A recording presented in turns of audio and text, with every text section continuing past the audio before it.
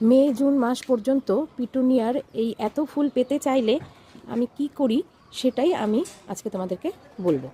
পিটুনিয়ার যে শুকনো ফুলগুলো আছে আমি রোজ সেইগুলোকে তুলে দিই, কারণ এই শুকনো ফুলগুলোও অনেকটা এনার্জি টেনে নেয়, তাহলে অন্য ফুল অত ভালো হতে পারে না।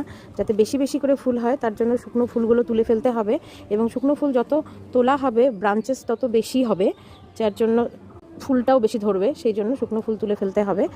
তাছাড়া শুকনো ফুলটা দেখতে অতটা ভালোও লাগে না, আর এই ফুল থাকলে ওর থেকে বীজও হবে।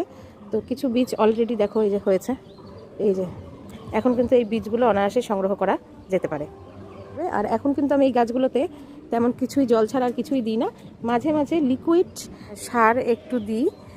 লিকুইড সার বলতে সবজি পচা জল, সেটার সঙ্গে পাতলা করে জল মিশিয়ে, আর তাছাড়া চাল ধোয়া জলটা কিন্তু আমি দিই। এছাড়া কোনো সলিড সার আমি এখন আর দিই না।